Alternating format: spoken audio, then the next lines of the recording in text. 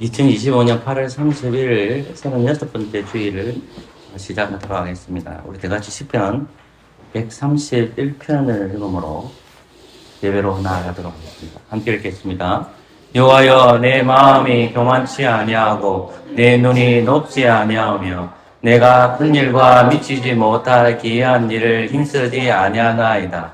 실로 내가 내 심령으로 고요하고 평온케 하기를 젖된 나이가 그 어미 부에 익성 갖게 하였나니 내 중심이 젖된 나이와 같도다. 이스라엘아, 지금부터 영원까지 여호와를 바랄지어다. 아멘.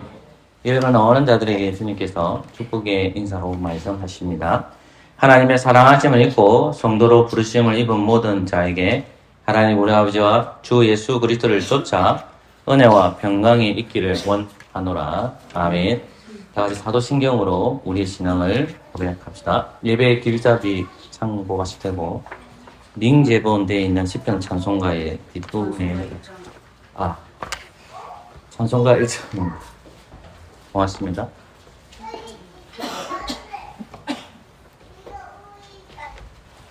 삼일째 하나님을 찬양합시다.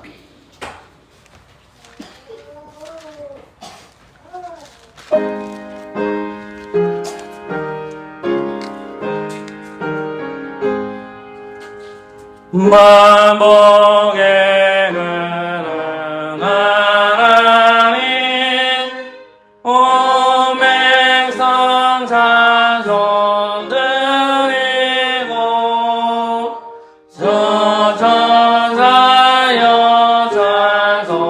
찬송하세 찬송 성부 성자 성령 아멘. 네, 사도신경으로 우리 신앙을 고백하도록 하겠습니다.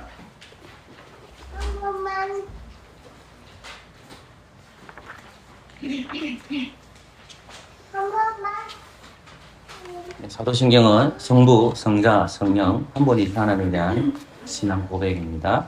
함께 고백합시다. 나는 전능하신 하나님 아버지 천지의 창조주를 믿습니다. 난 그분의 독생자 우리 주 예수 그리스도를 믿어오니 그분은 성령으로 잉태되어 동정녀 마리아에게서 나셨고 본디오 빌라도 시하에서 고난당하시고 십자가에 달리시고 죽으시고 장사되시고 온무에 내려가셨으며 사흘 만에 죽은 자들로부터 부활하셨고 하늘에 오르셨고 전능하신 하나님 아버지의 우편에 앉아 계시는데 거기로부터 산자들과 죽은 자들을 심판하러 오실 것입니다. 나는 성령을 믿습니다. 나는 거룩한 경배와 성도의 교제와 사죄와 육의 부활과 영생을 믿습니다. 아멘. 언약의 말씀 신명기 5장 6절에서 21절까지입니다.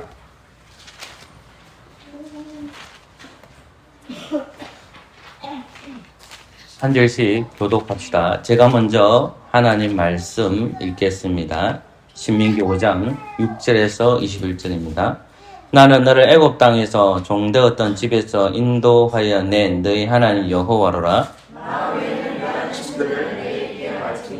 너는 자기를 위하여 새긴 우상을 만들지 말고 이로 하늘에 있는 것이나 아래로 땅에 있는 것이나 땅 및 물속에 있는 것에 아무 형상이든지 만들지 말며 그것들을 말며 그것들을 숨기지 말라. 나 여호와 너희 하나님은 질투하는 하나님인즉 나를 미워하는 자의 죄를 갚되 아버지로부터 아들을 내고 창세에 자기에게 하노라. 나를 사랑하고 내 계명을 지키는 자에게는 천대까지 은혜를 베푸느니라.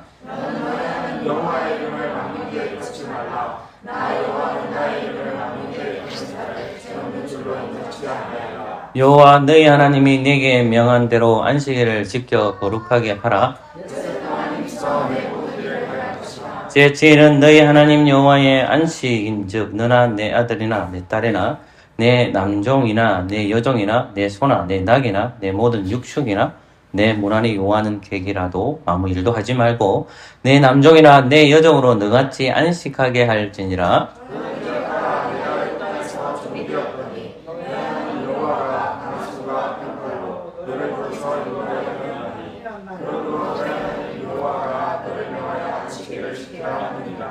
너는 너희 하나님 여호와의 명한 대로 내 부모를 공경하라.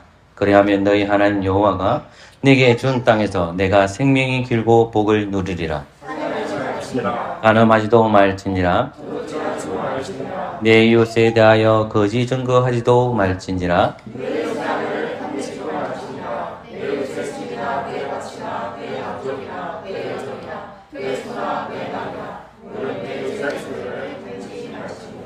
아멘. 잘 앉으십시오. 십계명에 근거해서 우리가 행동으로 지은 죄, 마음속으로 지은 죄, 생각으로 지은 죄, 그리스도 이름으로 공적으로 회개하는 시간을 가지겠습니다. 함께 기도합시다.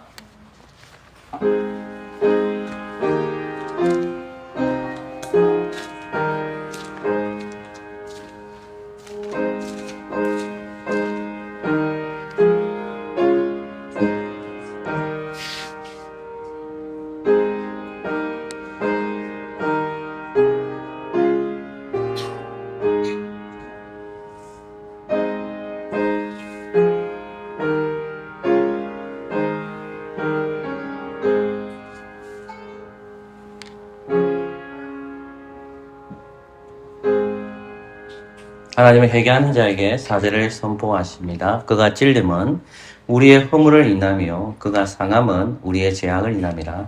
그가 징계를 받음으로 우리가 평화를 누리고 그가 채찍에 맞음으로 우리가 나음을 입었도다. 아멘. 감사의 찬송 시편 22편입니다. 1절과 2절만 찬양하겠습니다.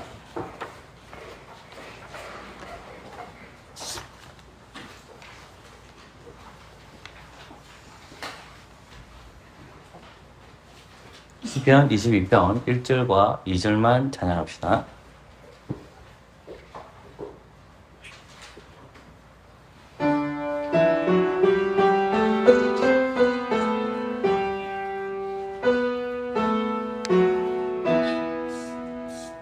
나의 하나님 나의 하나님 어찌에 나를 버리십니까? 어찌 날 돕지 아니하오며 내쉬는 소리 듣지를 아니하시옵나이까? 하나님 내가 낮에 부르짖고 밤에도 부르짖어 구하오라. 응답하네. 이스라엘의 장성 중에 주님은 거룩하시니이다. 우리의 조상들이 주님께 의뢰함으로 우리 조상들 건지셨나이다. 그들이 주께 부르짖어 구원 주님께 의뢰하여 그 수치를 나오지 않네. 오늘 말씀은 마태복음입니다.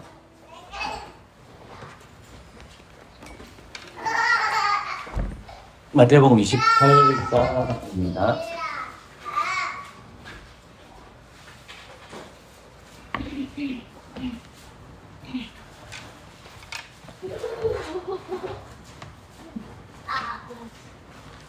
(28장) 16절에서 20절까지 제가 읽을게요. 11 제자가 갈릴리에 가서 예수님이 명하시는 산에 이르러 예수를 배우고 권비하나 오히려 의심하는 자도 있더라. 예수께서 나와 이르시되 하늘과 땅의 모든 권세를 내게 주셨으니 그러므로 너희는 가서 모든 제자를 삼아 아버지와 아들과 성령의 이름으로 세례를 주고 내가 너희에게 분부한 모든 것을 가르쳐 지키게 하라. 볼지어다 내가 세상 끝날까지 너희와 항상 함께 있으리라 하시니라. 아멘. 기도하겠습니다. 좋으신 하나님 감사합니다. 이 시간 하나님 말씀 듣습니다. 이 하나님 말씀이 전하는 자나 듣는 자들에게 은혜 받게 하여 주시고 우리가 왜 선교를 해야 되는지를 또 말씀을 통해서 깨닫고 알게 하여 주시옵소서. 예수님의 이름으로 기도합니다. 아멘. 구한말 시대에 조선이라는 나라는 많은 1876년 강화도 조약을 통해서 많은 선교사들이 이제 들어오게 됩니다. 19세기 말쯤에 돼서 한국은 선교를 받는 나라였는데 그때 많은 선교사들 중에서 들어오신 선교사님들이 미국의 북장로교회와 감리교입니다. 그리고 조금 더 확장시키면 캐나다 장로교회와 호주 장로교회, 네덜란드 이렇게 많은 나라들이 이 조선 구한말 시대에 조선이라는 나라에 그리스도의 복음을 전도하기 위해서 많은 선교사님들이 들어오게 됩니다. 그때 들어오신 분들은 대부분 제가 앞에 말했듯이 교단에 소속이 되어서 파송을 받게 됩니다. 그런 나라에 있는 우리 대한민국이 갑자기 바뀝니다. 1979년도에부터 우리나라가 교회가 성장하게 됩니다. 그래서 79년도에는 우리 대한민국도 선교사님들을 100여 명, 90여 명일 겁니다. 아마 90여 명을 선교사로 파송하게 되거든요. 그랬던 나라가 이제 2019년 쪽에 보니까 제가 자료를 보니까 29,145명이 선교사로 나갑니다. 이걸 조금 더 나눠서 보면 교단에서는 44개가 선교사를 파송할 수 있는 교단이 있고 그 다음에 교회 밖 선교단체가 230개가 됩니다. 근데 왜 제가 이 말을 좀 서론에 좀 밝히고 있냐면 교단에서 파송을 받아서 오신 선교사님들이 구한말 시대 때는 장로교회는 자비랑 선교사가 들어오는 것이 아니라 교단에서 어떤 제재를 받고 들어오게 되거든요. 근데 지금 교회 밖 선교단체가 230개가 조직이 더 될 수도 있습니다. 그리고 교단에서는 43개 정도 교단에서 선교사를 파송합니다. 근데 교단에서 선교사님들이 못 가시는 분들은 자비랑 선교사님으로 많이 가거든요. 그러면 차이점이 뭐냐? 만약에 장로교회에서 선교사님을 보냈을 때에 그 장로교회에 소속된 그 선교사님들, 목사님들은 제재를 받습니다. 이 제재라는 것은 조직사회에는 어떤 정치체제도 있고 법률체계가 있기 때문에 그 제재를 받아요. 좀 넓게 얘기를 하면 이렇게 헌법의 제재를 받는단 말입니다. 그러니까 웨스트민스터 신앙고백서, 대속일문답, 관리규범 그런 표준들이 선교사로 나갔을 때에 교단에 파송된 목사들은 제재를 받아요. 그러나 자비라는 선교사로 가거나 교회 밖 선교단체는 그 선교단체의 성격을 지니게 됩니다. 교단의 성격이나 장로교회 성격이나 감로교회 성격이나 순복음 성격을 가지는 것이 아니라 이 선교단체는 그냥 그 선교단체의 계획을 따라서 움직이기 때문에 어떤 신앙 고백서나 이런 것들이 아니라 자기들이 생각하는 선교적 개념으로 나아가게 됩니다. 자비랑 선교사는 더 심해집니다. 자비랑 선교사는 자기가 직접 나가서 먹고 사는 문제를 그곳 현지인들과 같이 지내기 때문에 굉장히 자유롭고 편안하게, 물론 선교 자체가 힘든 거죠. 그러니까 어떤 제재를 받지 않고 편안하게 선교를 할 수가 있습니다. 그러면 우리가 장로교에 소속된 성도이고 목사인 우리가 어느 것이 하나님께서 말씀하신 원리인지를 찾아보아야 합니다. 그것은 성경으로 들어가서 성경에서 말씀하신 것을 찾아내야 됩니다. 그 가장 핵심적인 본문이 마태복음 28장입니다. 그래서 저는 마태복음 28장을 설교 제목을 예수님의 지상 명령과 장로라고 적어놨습니다. 이 장로라는 뒤에 제가 회자를 뺐거든요. 그러니까 예수님의 지상 명령과 이 장로회는 목사와 장로를 가리킵니다. 그러니까 목사와 장로들이 조직된 것이 당회이고 당회에서 조금 더 크게 넓혀가는 것이 시차례이고요. 시차례에서 더 넓어가는 것이 노회이고 노예를 더 넓혀가는 것이 총회가 됩니다. 이거는 여러분들도 알아야 되고 저도 알아야 될 문제입니다. 그러면 목사와 장로가 성교 모이는 것을 말하는 것이 노회라고 보면 노예에서 선교사님들을 파송하고 그 선교사님의 생계비를 책임질 의무가 있는 겁니다. 그러면 각각의 나라에 갔었을 때 그 선교사님들은 그들이 가지고 있는 사고방식으로 목회하는 것이 아니라 하나님께서 우리에게 가르쳐주신 신앙 고백적 원리를 통해서 선교를 하는 것이 많습니다. 근데 오늘날 대부분의 이제 문제가 뭐냐면 이거는 목사의 부르심을 받은 사람들이나 선교사님의 부르심을 받은 사람들의 같이 생각해 보시면 목사로 부르심을 받은 사람들은 먼저 확인해야 될 게 뭐냐면 자신 안에서 성령께서 들려주시는 음성이 분명히 있습니다. 그것을 가리켜 내적 소명이라고 합니다. 우리 안에 성령님이 거하시기 때문에 그 성령님께서 이 목사의 부르심을 내적 소명에서 확신하게 되고 또 말씀을 읽음으로 그 사람을 그렇게 깨닫고 그렇게 생각합니다. 그럼 하나 더 중요한 것은 뭐냐면 외적 소명입니다. 이 외적 소명은 내가 목사로 부르심을 받았는지 안 받는지 판단하는 것이 아니라 그 교회의 성도들이 판단합니다. 조금 더 엄밀하게 얘기하면 교회의 회원들, 세례교인들이 판단합니다.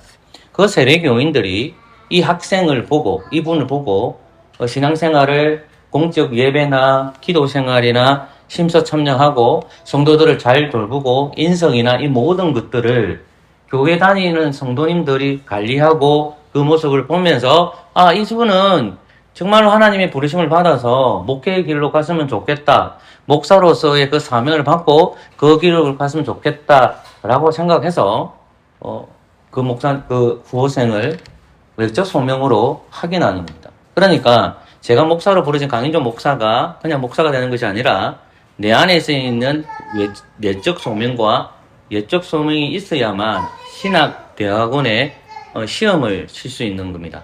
그 신학대학원을 3년 과정을 졸업하는 거거든요. 근데 똑같이 선교사님도 마찬가지입니다. 선교사님은 보통 우리가 선교에 오셨던 여러분들이 잘 아는 언도운도 목사님들, 이런 목사님들이 대부분 선교사님들이 무엇에 집중했느냐, 그분들을 폄하하려고 얘기하는 것이 아니라 구한말의 시대를 바라볼 때 열악한 것들이 대부분 병원 문제입니다. 그래서 항상 병원을 세우거든요. 그 다음에 세웠던 게 뭐냐면 지금은 우리가 한글을 대부분의 사람이 대중화되어 있지만 조선시대 구한말 시대에는 한글이 있음에도 불구하고 이 한글은 대충 누가 보냐면 이 평민, 특별히 여자들이 봤습니다. 그러면 양반들은 뭐 한글을 보면 낮게 봅니다. 그들은 무엇을 봤다는 거죠? 한자를 봅니다. 한자. 지금 영어 잘하면 좀 잘하네. 그렇게 보잖아요. 그죠? 그것처럼 구한말 시대에는 한글이 그 세종대왕께서 이렇게 한글을 정말 과학적으로 나라 말씀을 이렇게 했지만 그거를 유학을 공부하시는 분들은 잘 사용하지 않고 성리학 유교 쪽으로 갔기 때문에 한문학이 대체를 이루는 거예요. 그러니까 그런 형편에서 이제 처해져 있기 때문에 자꾸 딴길을 시작하는데 목사로 선교사로 부르심을 받으신 선교사로 오시는 분들이 학교를 세우는 것이 강점을 둬서 그때는 한문학을 하는 것이 아니라 한글을 가르칩니다. 자, 한글을 가르치니까 세워야 될 게 뭐냐면 학교를 세워야 되고 병원을 세우죠. 그러니까 더 뭐에 약해지냐면 복음을 전하는 것이 약합니다. 그때는 말씀의 원리에 따라서 심는 거, 성례의 원리에 따라서 행하는 거, 건증을 행하는 것을 구한말 시대, 조선 시대에는 행할 수가 없었거든요. 그래서 말씀을 가르치는 원리와 학교를 세우는 것과 병원을 세우는 것에 선교사님들이 많이 집중하게 됩니다. 근데 이 선교사님들이 와서 그들이 가지고 있는 것에 있어서 복음을 전하고 있고 복음을 했던 것은 제가 이해가 됩니다. 그런데 오늘날 이제 선교사님을 부르심을 받으신 분들이 외적 소명이 이분은 선교사님을 안 나갔으면 좋겠는데 자기 내적 소명이 들어가지고 목사로 부르심을 받고 가는 교회가 담임 목사 청빙이 없기 때문에 어디로 가냐면 대부분 선교사님 쪽으로 많이 빠집니다. 근데 그것을 본인이 생각하고 본인이 판단해서 나가버려요. 그래서 자비랑 선교사를 가든가 아니면 선교단체에 가서 하다 보니까 이제 교단에서 관리하는 것보다도 자기 입장에서 복음을 전하게 되거든요. 근데 그것이 성경적이냐 성경적이지 않느냐는 질문을 할 수밖에 없거든요. 그러면 우리는 성경으로 다가가서 정말 하나님께서 그렇게 하는 것이 맞다면 받아들이면 되고 맞지 아니하면 우리가 수정을 해야 됩니다. 그러니까 선교의 개념도 내가 작심하고 내가 나가는 것이 아니라 정말 장로회, 노회나 당회나에서 결정해야 되고 이 사람이 선교 파송하는지 성도님들이 판단해야 될 문제거든요. 이것이 어떻게 되는지 성경을 조금 살펴보면서 말씀을 좀 살펴보러 갑니다. 소리는 조금 길었습니다. 오늘 저는 여러분들에게 16절부터 20절 말씀을 읽어드렸습니다. 조금 차근차근 말씀을 전하려고 합니다. 그럼 16절 말씀을 같이 한번 읽어볼까요? 시작. 이러한 제자가 갈릴리에 가서 아멘. 16절 말씀은 열한 제자라는 말씀을 나타내고 있습니다. 이 열한 제자라는 것은 예수님이 12사도 중에서 한 사람이 빠져 있습니다. 그 빠져 있는 사람은 다름 아닌 가룟 유다를 가리킵니다. 가룟 유다가 빠져 있어요. 그래서 11사도가 어디로 갔는데 갈릴리로 갑니다. 그러니까 저도 이 본문에 대해서 깊이 18절부터 20절은 많이 묵상했는데 16절, 17절을 제가 그다지 많이 연구를 안 했더라고요. 근데 16절 말씀을 보면 11제자 중에 한 사람이 빠졌죠. 그러니까 그 사람이 가룟 유다라는 거 압니다. 근데 그들이 어디로 갔습니까? 갈릴리로 갔다는 겁니다. 그러니까 이스라엘의 나라가 있으면 맨 이쪽이 이제 갈릴리 지역이고 그 다음에 사마리아 지역하고 유대 땅이에요. 그러니까 지금 생각하면 이스라엘을 생각하면 됩니다. 그 갈릴리 지역으로 갔다는 거예요. 어디로 가냐 했을 때에 예수님께서 명하시던 산으로 갔다는 겁니다. 이게 중요하죠. 예수님께서 명하시던 산으로 갔다. 자, 그러면 우리가 성경을 생각할 때에 예수님께서 명하시던 그 산이 그냥 생각해서 간 것이 아니라 예수님께서 말씀하셨기 때문에 사도들이 움직인 겁니다. 왜 갔을까라는 거. 그래서 이 본문만 오늘 좀 살펴볼게요. 여러분, 마태복음 26장 32절을 볼까요? 마태복음 26장 32절입니다.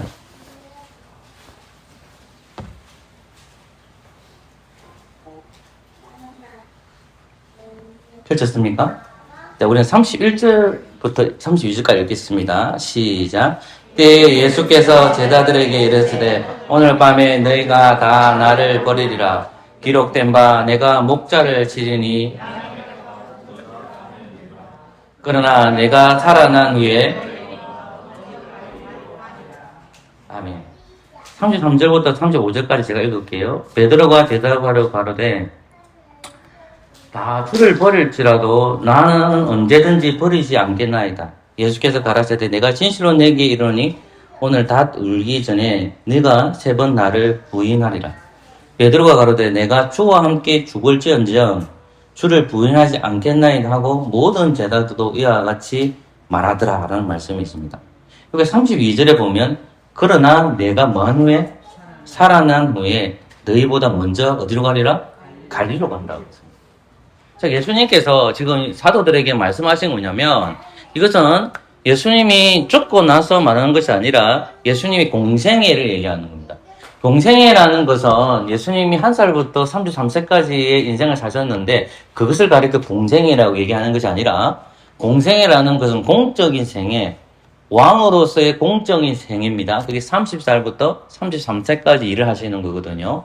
그때 주님께서 제자들에게 공생의 마지막 즈음에 얘기하시는 게 뭐냐면 내가 십자가에 못 박고 죽을 거야 라고 얘기하는 거예요. 그러면서 예수님께서 야 내가 죽고 나서 사망에 있는 것이 아니라 내가 3일 만에 다시 뭐 할 거단 말입니까? 일어날 거다는 거예요.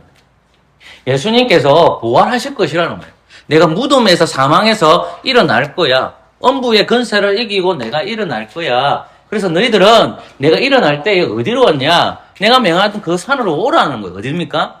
갈릴리로 오라는 거예요. 어디로 오라고요? 갈릴리. 여기서부터 우리는 자꾸 고민을 해봐야 됩니다. 자꾸 고민하세요. 자, 그러자 베드로가 뭐라고 얘기합니까? 예수님이 죽는다 하니까 뭐라고 얘기합니까? 난리가 난 거죠. 그리고 너희들은 나를 다 떠날 거라고 얘기했지만은 베드로는 떠나지 않을 것이라고 하면서 3번이나 너는 나를 부인할 것이라는 것을 예수님이 말씀하십니다. 그 장면에서 주님께서는 내가 부활해서 너희보다 먼저 어디로 간다? 갈릴리로 갈 거다. 이것을 부활 전에 말씀하십니다. 그리고 나서 예수님이 부활하셨습니다.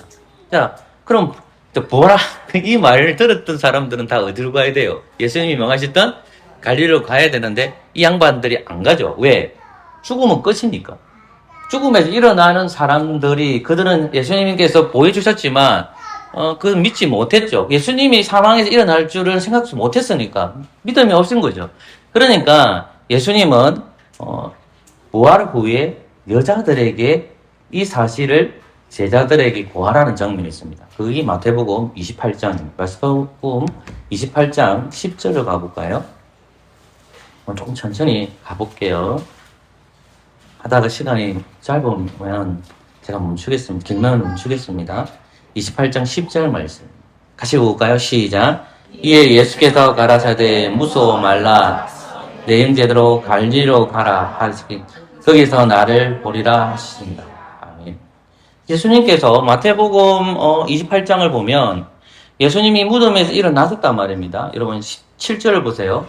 또 빨리 가서 그의 제자들에게 이르시되 그가 죽은 자 가운데서 살아나셨고 너희보다 먼저 갈릴리로 가신다니 거기서 너희가 배우리라 하라. 보라 내가 너희에게 일렀으라 하거늘 8절 보세요. 그 여자들이 무서움과 큰 기쁨으로 무덤을 빨리 떠나. 그럼 이 사건은 무덤에서 일어나는 사건이죠. 예수님 무덤에서 일어나셨어요. 무덤을 이기셨어요. 예수님이 부활하셨어요. 예수님이 육신이 부활하셨다는 말입니다. 그 광경을 여자들이 봤단 말입니다. 그리고 그 광경을 봐서 예수님께서 하신 말씀이 뭐냐면 여자들에게 무서워하지 말라는 거예요. 무서워하지 말고 제자들에게 알게 하라는 거예요. 그럼 그들은 여자는 그 말을 듣고 누구한테 달려갔다는 말입니까? 제자들에게 달려갔다는 말입니다. 그래서 10절 말씀 보세요. 이에 예수께서 가라사대 무서워 말라. 가서 내 형제들에게 갈릴리로 가라 하라. 거기서 나를 뭐라 됐습니까? 보리라 하시니라. 자, 그러면 예수님은 부활 전에 공생애 때에 제자들 11사도들에게 12사도들에게 뭘 얘기했죠? 너희들이 내가 죽고 나서 다시 부활해서 갈릴리로 갈 거다 얘기했고, 그리고 예수님이 죽고 다시 부활하시고 나서 여자들에게 이 사실을 사도들에게 전하라는 거예요. 그 말을 듣고 제자들은 어디로 가는 겁니까? 예수님께서 명하신 산으로 가는 겁니다. 물론 예수님께서 부활하시고 40일 동안 거기 부활하시는 것을 알려주죠. 그 제자들에게 자신이 부활하는 것을 알려주시지 않습니까? 그리고 제자들은 예수님께서 명하시는 그 산으로 갔는데 그것이 갈릴리라는 것입니다. 그래서 28장 16절 말씀을 보면 11제자가 갈릴리로 가서 예수님이 명하신 산에 어디 있습니까? 이르르는 거죠. 갈릴리 어떤 산인데 어떤 산인지는 모르고 갈릴리 안에 있는 산에 가셨다라는 것입니다. 여기서 우리가 좀 생각해 봐야 될 게 있죠. 그러면 왜 예수님께서는 11사도들에게 갈릴리로 가라고 하셨을까요? 근데 이게 이제 우리가 질문을 던져야 됩니다. 무슨 이유가 있을 거 아닙니까? 여러분 이사야서 9장을 가보십시오. 이사야서 9장 1절과 2절입니다. 이사야서 9장 1절과 2절입니다. 조금만 생각해 봅시다. 자꾸 이사야서 9장 1절이죠. 우리 주일학교 학생들도 이사야서 9장 1절을 찾으십시오. 자, 한번 우리 소리 내어서 한번 잠을 깹시다. 1절과 2절 같이 시작. 전에 고통하는 자에게 허금이 있으로다. 옛적에는 여호와께서 서불로 땅과 납달리 땅으로 멸시를 당케 하셨더니 후에는 해변길과 요단 전병 이방의 갈릴리를 영화롭게 하셨느니라. 흑암에 행하던 백성이 큰 빛을 보고 사망에 끊어진 땅에 거하던 자에게 빛이 비치도다. 아멘. 여러분, 그 말씀 안에서 조금 내려오시면 6절을 보세요. 이는 한 아이가 우리에게 낳고 한 아들을 우리에게 주신 바 되었는데 그 어깨에 정사를 메었고 그 이름은 기묘자라 묘사라 전능하신 하나님이라 영존하시는 아버지라 평강의 왕이라 할 것입니다. 아멘. 여러분, 이사야 선지자는 주전 8세기 인물입니다. 이 사람은 남쪽의 왕들을 섬겼는데 그 왕들의 이름은 우시야, 요담, 아하스, 히스기야입니다. 이분이 선지자로 활동했거든요. 선지자는 하나님과 지금 없습니다. 직통 계시를 해서 하나님의 말씀을 받아서 그 받은 말씀을 이스라엘 백성이나 왕에게 전하는 자가 선지자입니다. 그래서 이사야 선지자는 왕들과 같이 지냈기 때문에 궁중 선지자라고 얘기합니다. 이 인물이 주전 8세기에 활동했습니다. 조금 더 세밀하게 들어가면 주전 740년에서 주전 686년까지 활동한 사람입니다. 제가 왜 자꾸만 연도를 강조하느냐. 자, 북쪽 나라는 남쪽과 북쪽이 나눠지죠. 솔로몬 시대 이후에. 그죠? 북쪽 나라 이스라엘은 주전 722년도에 멸망하고 남쪽은 586년도에 멸망을 해요. 근데 제가 아까 뭐라고 했죠? 이사야 선지자는 740년에서 686년까지 활동한 선지자로 했습니다. 686년도라는 것은 남쪽이라는 나라는 있지만 어느 나라가 없는 거예요. 북쪽이라는 나라가 있어요, 없어요? 주전 700 몇 년이라고 했죠, 제가? 22년. 이거 알아야 이해가 돼요. 북쪽은 주전 722년도에 멸망하고 남쪽은 586년도에 멸망합니다. 이 뒤에 멸망한 거예요. 이해되셨죠? 자, 그런데 이사야 선지자가 4명의 왕들을 다스렸을 때에 686년까지 활동한 선지자예요.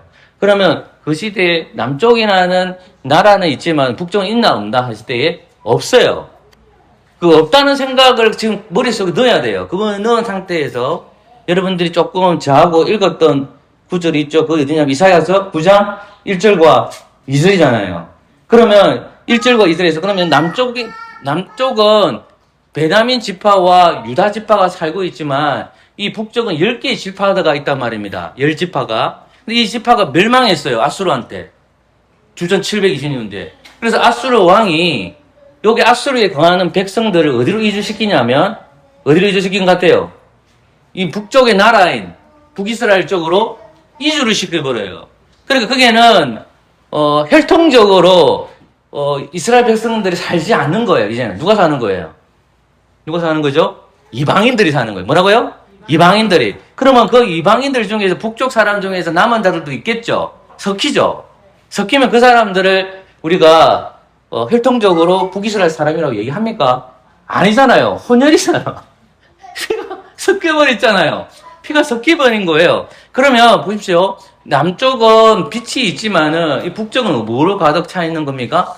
어두움으로 가득 차 있는 거예요. 그럼 어두움에 가득 차 있는 그 북이스라엘 백성들의 소망이 있어야 되잖아요. 무엇을 소망해야 되죠? 아까 제가 말 뒷구절에 보면 메시아가 온다는 말입니다. 근데 그 메시아가 온다는 말을 6절에서 하고 있는데 2절에서도 언급하고 있다는 겁니다. 2절 보세요. 이사야서 9장 2절 같이 읽을까요? 시작. 흑암에 해던 백성이 큰 빛을 보고 사망에 그는 빛이 비치도다. 그럼 어디서 빛이 비추느냐? 그 장소를 물어봐야 되죠. 그 장소가 1절이에요. 1절에 보면 맨 뒷부분에 보세요. 요단강 저편 이방에 뭐라 됐죠?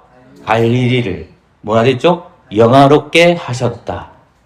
영화롭게 하셨다. 거룩하게 하셨다. 자, 갈릴리 땅이 영화롭게 됐다는 말이에요. 그 갈릴리 땅에 누가 온다? 빛이 온다. 갈릴리 땅에 누가 온다? 빛이 온다. 그래서 이방의 갈릴리예요.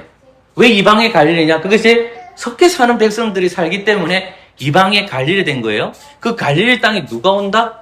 빛이 온다. 그 세상은 어둠이다, 어둠이다, 아니다? 어둠이 있는데 빛이 온다는 말입니다. 여러분, 우리가 요한복음 말씀을 보면 요한복음 1장 한번 가보십시오. 그래서 찾으면 잘 이해가 되니까 요한복음 1장에 가면 오늘 간단합니다. 설교는 이 빛을 설명하려고 하는 거 제가 1장에 가보십시오. 4절 말씀 같이 봅시다. 4절 말씀입니다.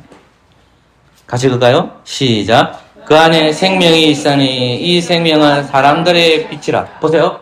이 생명은 사람의 빛이라고 했죠. 생명의 빛이라 했죠.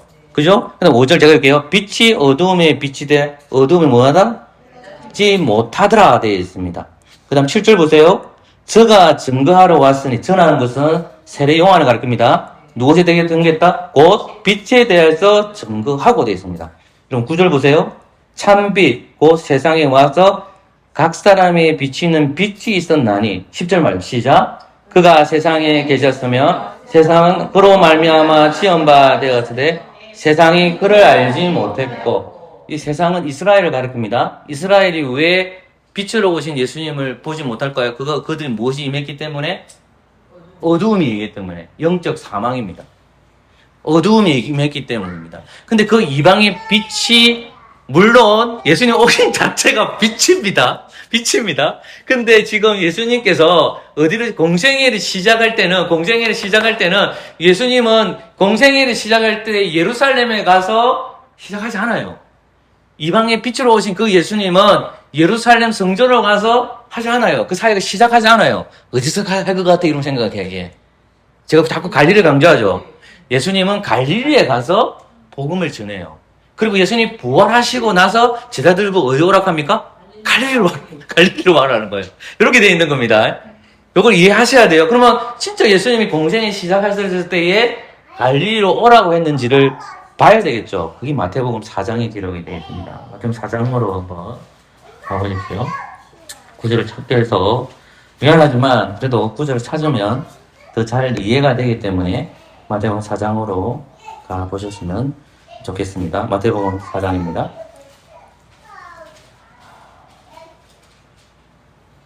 4장 15절, 16절 다시 읽어볼까요?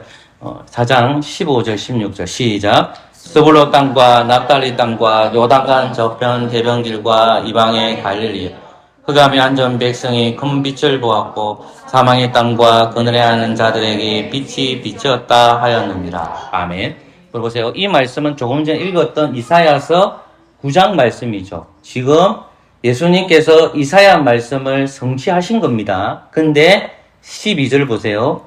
예수께서 요한의 잡힘을 들으시고 어디로 가셨다? 갈릴리로 가셨다.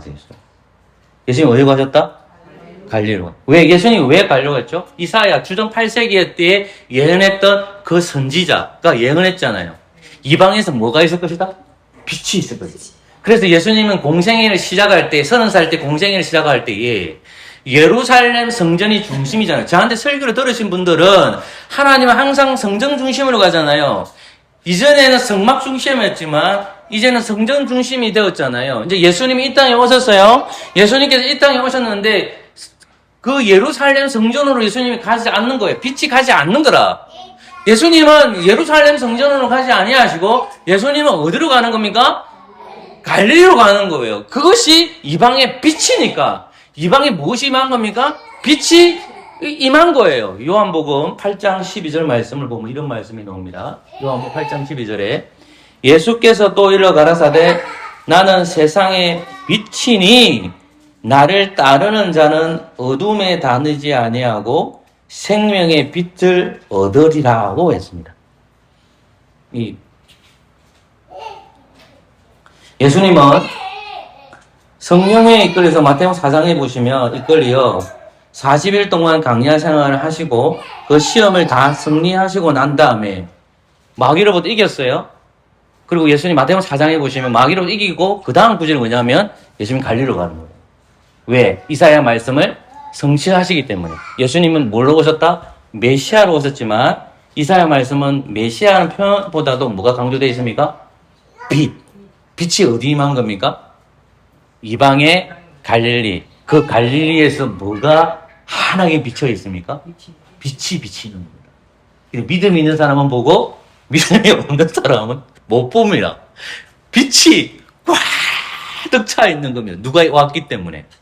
하나님의 아들 그리스도가 왔기 때문에. 근데 예수님이 예수님이 부활 전에 얘기하는 거야. 야, 내가 공생애를 시작할 때에 이방의 갈릴리 땅에서 빛이 비쳤고 나는 여기서 멈추지 않고 예수님 어디로 가기 시작했으면 그 빛이 움직여요. 그 빛은 어디로 갑니까? 갈릴리에 가만히 있지 않아. 예수님은 어디로 가죠? 그 빛이 십자가를 지러 가는 거예요. 예수님은 갈릴리에서 시작해서 십자가의 형벌을 당하시는 거예요. 왜? 무엇을 완성하셔야 되기 때문에? 구속을 완성하셔야 되기 때문에.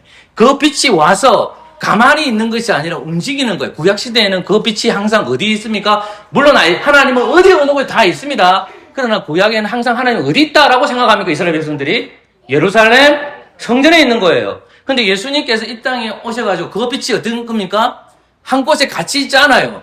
예수님은 계속 움직이시는 거예요. 이방의 갈릴리 시작해서 예수님은 십자가의 형벌을 지고 가는 거예요. 그 십자가 형벌을 지시고 주님께서 다시 부활하시는 거예요. 근데 예수님께서 십자가 형벌을 당하시기 전에 제자들에게 말하는 거예요. 뭘 얘기하냐면, 야, 너희들 예루살렘 성전으로, 괜찮아요. 예루살렘 성전으로 가지 말고 내가 죽고 나면 어디로 가라고 합니까? 갈릴리로 가라는 거예요. 갈릴리로 가라. 그 말은 어떤 말일까? 내가 안 죽고 나서 다시 부활해서 어디로 갈게? 다시 너희 갈릴리에게로 갈게라고 하는 거예요.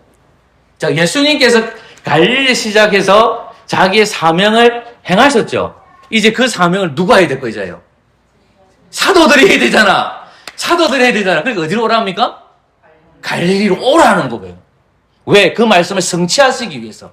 그래서 예수님은 공생애를 할 때에 제자들에게 말씀하셨고, 부활하시고 나서 여자들에게 내가 이제 부활했으니까 제자들에 가서 내가 명했던 그 갈릴리 산으로 오라 하는 거예요.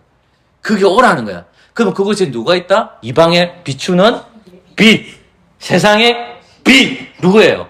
예수님이 있다는 겁니다. 그래서 예수님은 이제 곧 있으면 어디로 올라가셔야 돼요? 이 땅에 없어요. 하늘로 올라가셔야 돼. 그러면 이 빛을 누가 감당해야 됩니까? 제자들을 가르치는 거예요. 사도들. 그 사도들 가르치는 거예요. 야, 너희들이 이 역할을 감당해야 돼. 그것을 교회 사명이라고 하는 겁니다. 그러니까 갈릴리 땅에서 어느 한 산에서 11사도들은 그 빛으로 오신 예수님께서 지상 대명령을 주시는 거예요. 다음 주 하겠지만 지상 대명령은 땅 짓자 아닙니다. 땅 짓자로 생각하면 안 돼요. 다음 주 알겠죠, 그건요. 그러니까 갈릴리 지역에서 이방의 빛이 임한 거죠. 자, 그렇다면 그 선교의 사명을 제자들이 받았습니다. 오늘날 우리는 교회로 부르심을 받았습니다. 교회로 부르심을 받은 우리는 우리에게 누가 임재하고 계시죠? 성령 하나님이 임재하고 계시죠. 그러면 이 교회는 누가 계신 걸까요? 빛이 있습니다. 그 빛이 누구겠습니까? 이 교회는 빛으로 가득 차 있습니다. 하소교회는 빛으로 가득 차 있습니다. 물론 제가 다다음 주에도 얘기하겠지만 그 빛으로 다 드러난다는 것이 뭐냐 했을 때에 하나님의 영광은 빛으로 드러나는데 그게 뭐냐면 말씀을 전하는 거고 성례를 행하는 거고 건징을 행하는 거라고 제가 가르칠 겁니다. 그러나 지금 이 시대는 사도들이 없잖아요. 사도들이 없단 말입니다. 저와 여러분들은 내가 말하지도 않았지만 예배드리고 이 장소에 모인 거잖아요. 왜 모였습니까? 이것은 누가 있기 때문에? 하나님이 계시기 때문에 그렇잖아요. 하나님이 계시기 때문에 이 자리에 있는 거잖아요. 눈에 보이지 않는 하나님을 여러분들은 하나님을 믿고 있기 때문에 이 자리에 모인 거잖아요. 영광으로 임하신 그리고 빛 자체로 오신 그 예수님께서 이 땅에 오셨을 때 많은 사람들은 거부합니다. 그 영광의 빛은 가짜라고 얘기합니다. 그러나 예수님께서는 갈릴리 지역에서 빛으로 오셨고 그 빛으로 오신 그 예수님께서는 그 사역을 시작하십니다. 이제 교회가 그리스도의 몸이 되었습니다. 우리는 그리스도의 몸된 성도로서 우리 또한 무엇을 드러내야 될까요? 빛을 드러내야 됩니다. 여러분은 빛을 드러내야 돼요. 세상에 나아가서 빛을 드러내는 공동체가 되어야 된다는 말입니다.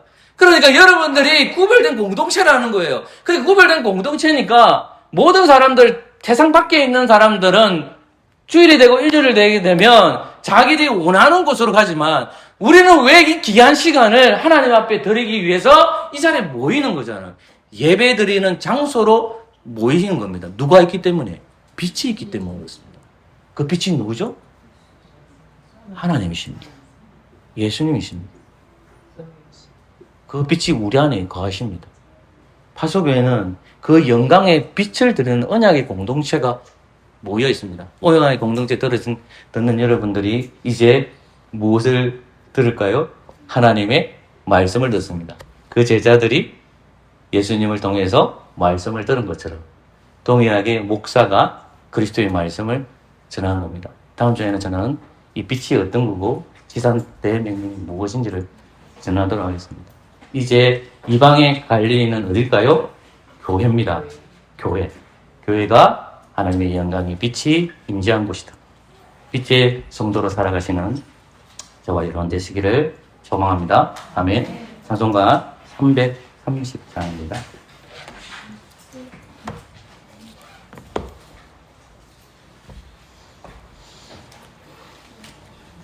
찬송가 330장입니다. 죄송합니다. 370장입니다. 새 찬송가가 303장이고 옛날 찬송가는 370장입니다.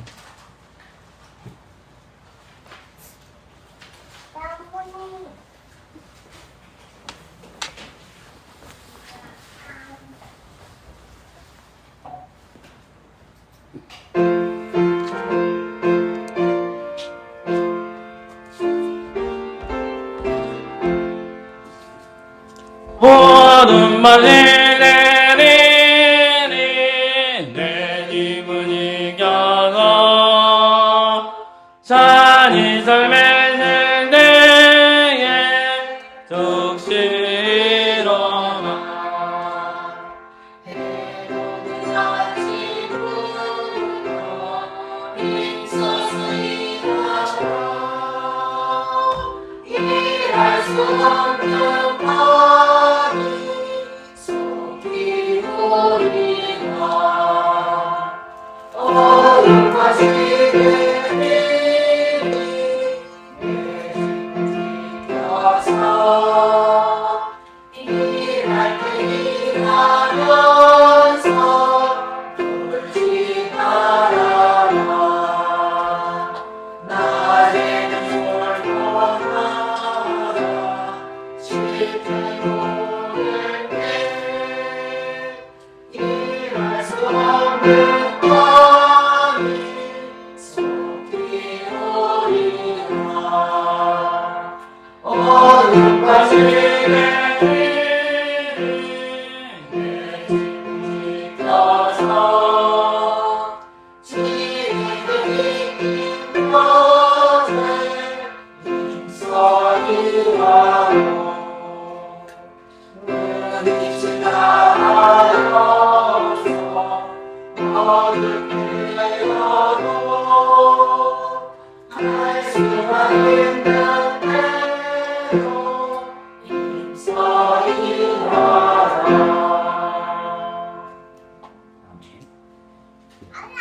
시간을 하겠습니다. 수다를 받으신 분들은 그 자리에 나와주시면 감사하겠습니다. 이게 뭐지? 이게 뭐지? 주기도문을 함께 고백하도록 하겠습니다. 후보에 나와 있습니다. 함께 고백하겠습니다.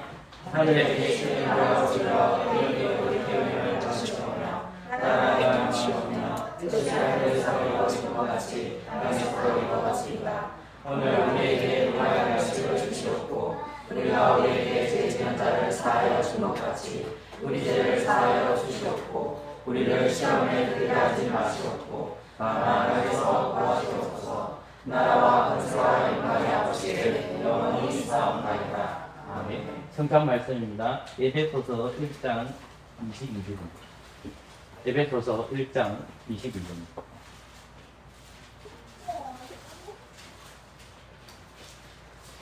교회는 그의 몸이니 만물 안에서 만물을 충만케 하시는 자의 충만입니다. 아멘. 교회는 22절 말씀에 보면 머리로 누구를 섬기고 있느냐, 예수님을 섬기고 있다는 것을 가르쳐 줍니다. 우리는 성찬 본문을 통해서 무엇을 배워야 되냐면 우리 머리이신 그분이 누구인지를 배웁니다.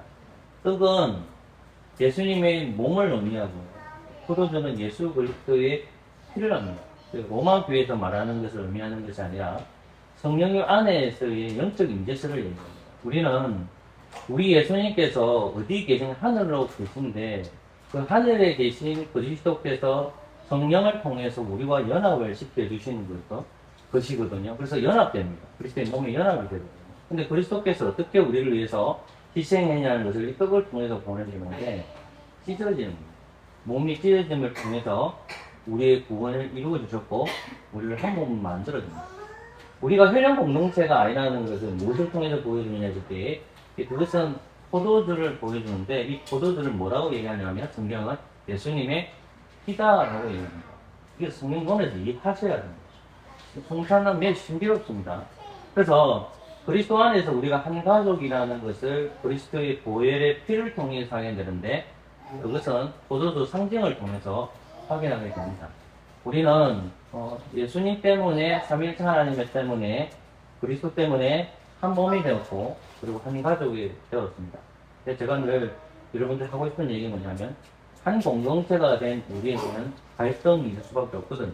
근데 서로에 대해서 미움과 시기와 질투를 버리시고 그리스도의 이름으로 회개하고 우리는 떡을 마셔야 되고 포도주를 마셔야 됩니다. 근데 우리 마음속에서 목사를 미워하고 성도를 미워하고 누구를 미워하는 마음이 있다면 그 저주가 누구한테 가느냐? 여러분에게 가고 또 저한테 오는 거예요. 그러니까 반드시 성찬을 먹을 때 떡과 포도주를 마셨을 때 목사인 저도 그렇고 성도인 여러분들도 우리의 죄를 하나님 앞에 회개하고 이 자리에 참석하셔야 됩니다. 회개하지 않는 자에게는 그 저주가 자신들의 머리에 갈 것이라는 것을 잊지 말아야 돼요. 그러니 그리스도의 보혈 한 가족 된 것을 성찬을 통해서 기억하고 살아가는 저와 여러분 되시기를 소망합니다. 아멘.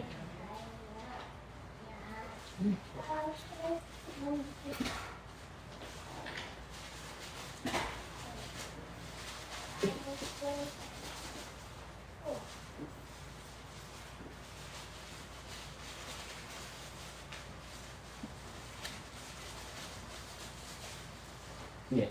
이 떡은 예수님의 몸입니다. 기도합시다. 도시 하나님 감사합니다. 한 떡에 참여합니다. 성령님 안에서 그리스도의 몸에 한 몸 되게 하여 주시옵소서. 예수님의 이름으로 기도합니다. 아멘.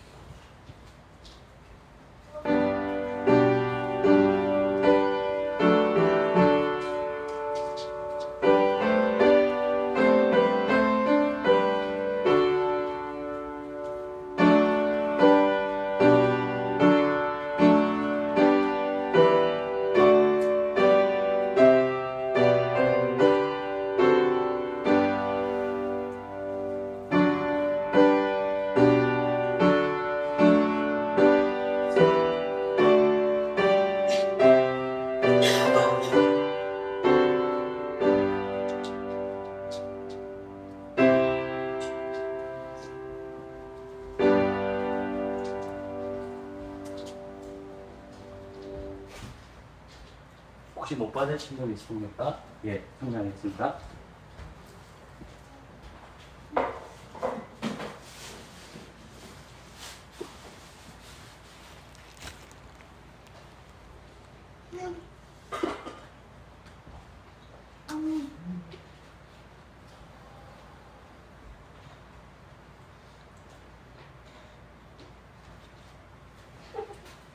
예수 그리스도의 보혈은 예수님의 옆구리에서 흘러 나옵니다.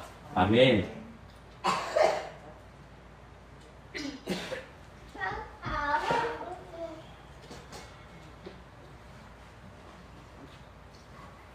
이 포도주는 예수님의 피입니다. 기도합시다.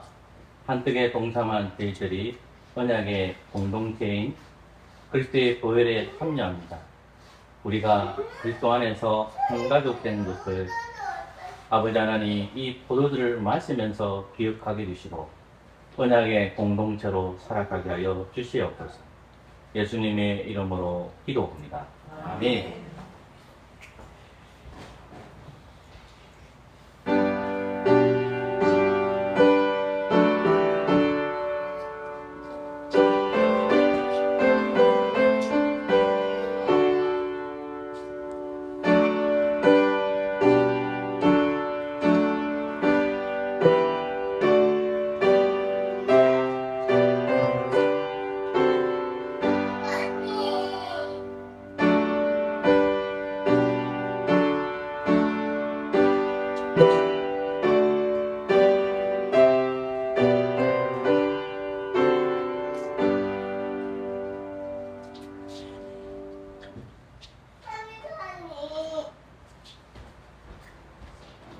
못 받으신 분 있습니까? 마시겠습니다.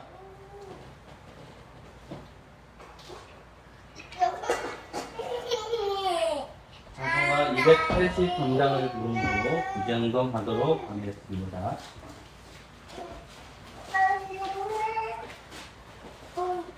네, 3절 부를 때에 부정검하도록 하겠습니다.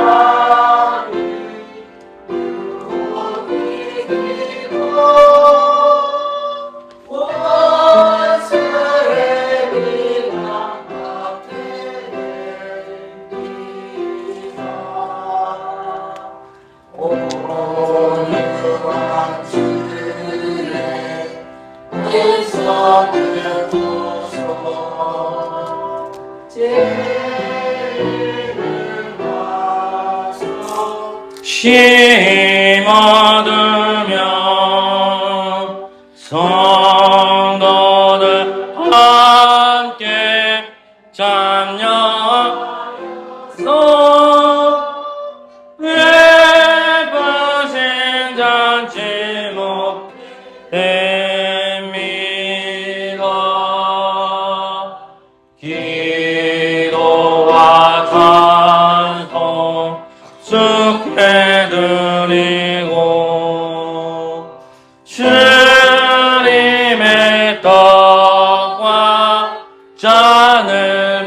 하느니 내 맘에 주여 들어오셔서 주 말씀 따라 살게 하소서.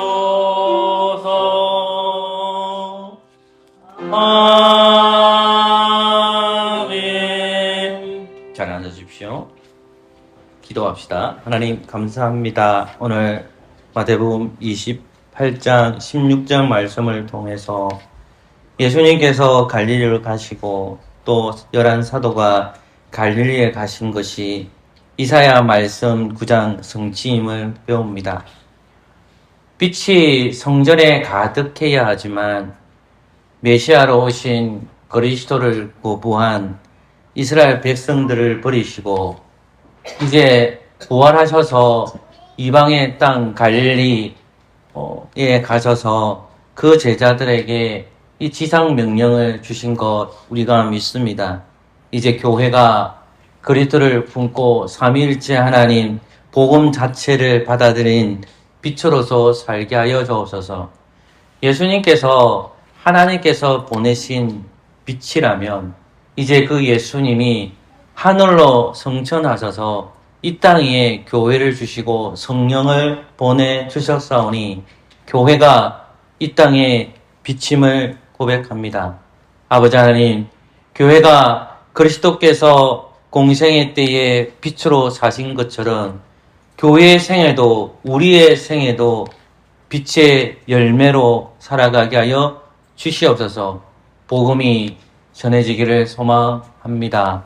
예수님을 거부하고 예수님을 버리는 것이 아니라 하나님, 예수님을 나의 빛으로 모시게 하여 주시고 영접게 해주셔서 내가 세상을 따라 움직이는 것이 아니라 예수님이 주신 말씀을 따라서 움직이는 그러한 빛이 되게 인도하여 주시옵소서. 이 모양 저 모양 산 우리가 예배의 자리로 나왔습니다. 예배 드릴 수 없는 존재를 그리스도의 은혜로 예배 드리는 존재로 만들어주신 하나님, 날마다 하나님 앞에 부족한 점들이 참으로 많습니다. 우리가 생각이나 행동이나 마음으로 지은 죄들 주님 용서하여 주시고, 그리고 영적으로 힘들어하는 성도도 있고 육신의 지병 때문에 힘들어하는 성도 있습니다. 하나님 다가가셔서 영적 치료를 하여 주시고 육신의 지병도 해결될 수 있도록 은혜 내려 주시옵소서. 아버지 하나님, 우리 교회가 하나님 보시기에 아름다운 믿음의 교회로 자라나기를 소망합니다. 주님께서 가시는 그 길 마다하지 아니하고 따라가는 성도, 목사 될 수 있도록 은혜 베풀어 주시옵소서. 예수님의 이름으로 기도합니다. 아멘. 시편 22편 3절과 4절을 부르므로 준비하신 성도하도록 하겠습니다.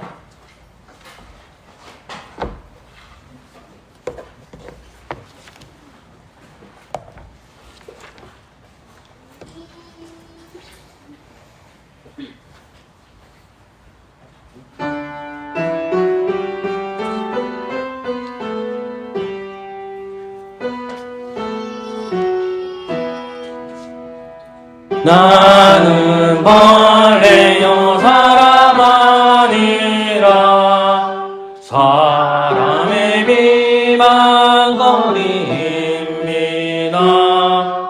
백성의 조롱거리입니다. 날 비웃으며 이 빗중이 구멍이 흔들면서 주께 닿게 구원하실 거래 주 기뻐 건지실 것이라 말을 하네. 오직 주 나를 못해도 나 오해하고 선포될 때에 주님이 하신 날이라 날 때에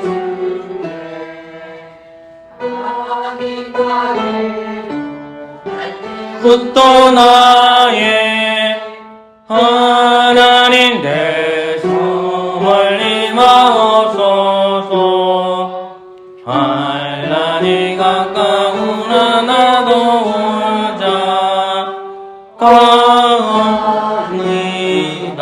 가옵니다. 기도합시다. 하나님 감사합니다. 우리의 마음을 드리고 이 예배의 마음과 신령과 진정으로 드립니다. 그리고 이 시간에는 하나님 앞에 이 귀한 예물을 드려오니 주님 받아 주시옵소서. 늘 우리는 재물의 주인이 하나님이라고 고백하지만 때때로 우리는 재물의 주인이 나라고 고백할 때가 참으로 많습니다. 아버지 하나님, 우리 신앙생활에 있어서 또 예배드리는 이 자리 앞에서 재물의 주인은 내가 아니라 하나님이라는 신앙 고백으로 이 헌금을 드리오니 주님 받아주시고 언제나 하나님 앞에 겸손히 섬기는 저희들 되어지기를 소망합니다. 가난한 자나 부한 자나 빈손으로 오지 아니하고 하나님 앞에 이 예물을 드리니 받아주시고 혹 오늘은 귀한 예물을 들고 오지 못했지만은 그럼에도 불구하고 마음과 정성을 주님 앞에 드립니다. 아버지 하나님, 이 예물이 하나님의 뜻에 합당하게 사용되게 하여 주시옵소서. 예수님의 이름으로 기도합니다. 아멘. 다 같이 일어나셔서 주님 다시 오실 때까지 찬양하겠습니다.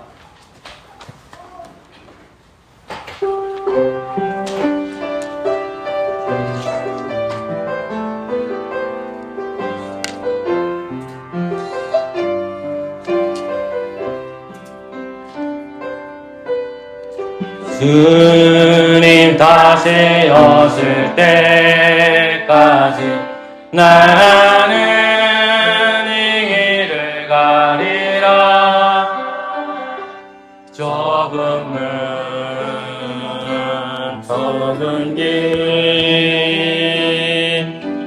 나의 십자가 지고 나의 가는 이 길 끝에서 나는 주님을 보리라. 영광의 내 주님 나를 맞아주시. 아멘. 주님 다시 오실 때까지